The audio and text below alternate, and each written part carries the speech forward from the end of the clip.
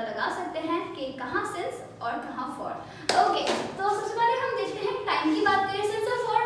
जैसे कि आपको पता है टाइम के साथ लगता है। अगर टाइम की बात करें तो एक होता है पॉइंट ऑफ टाइम और एक होता है पीरियड ऑफ टाइम।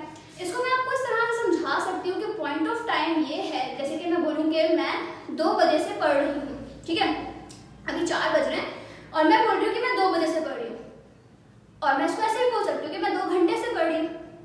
बात वही है, 4 बज रहे हैं, मैं 2 बजे से पढ़ रही हूँ, मैं 2 घंटे से पढ़ रही हूँ। अब जैसे सपोज 1 घंटे बाद 5 बजे मैं क्या बोलूँगी, अगर मैं बात करूँ 2 बजे से तो मेरा वो जो 2 बजे वो सेम ही रहेगा कि मैं 2 बजे से पढ़ रही हूँ, लेकिन जो मेरा पीरियड ऑफ टाइम है अब वो 2 घंटे नहीं 3 घंटे हो जाएगा कि मैं 3 घंटे से पढ़ रही हूँ।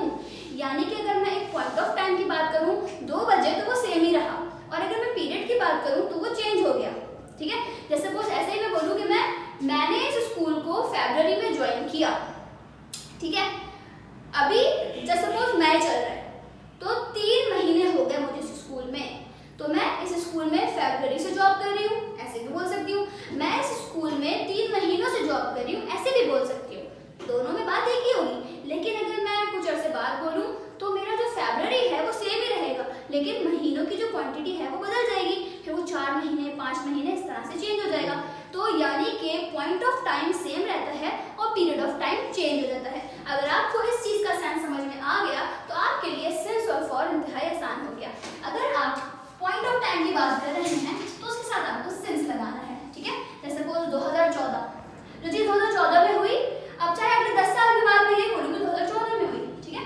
ऐसे मैं पर्टिकुलर डे का नाम ले रही हूँ, सैटरडे 2 बजे फरवरी, तो जो ये है पॉइंट ऑफ टाइम्स, ठीक है। वही मैं बात करूँ पीरियड ऑफ टाइम की 9 साल से, अगले साल बोलूँगी 10 साल से, उससे अगले साल बोलूँगी 11 साल से, period of time continuously change होता जाएगा। इसी तरह से 2 दिन 3 घंटे 5 महीने, अब ये क्या है, जैसे जैसे वक्त बदलेगा वैसे वैसे उसका पीरियड का ड्यूरेशन भी बढ़ता चला जाएगा।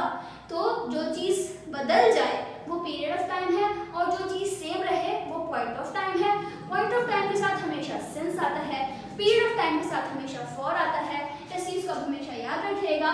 So how is the trick, बात समझ में आई है या नहीं आई है, या आपके जहन में जो भी सवाल आ रहे हैं you can ask me in comment section.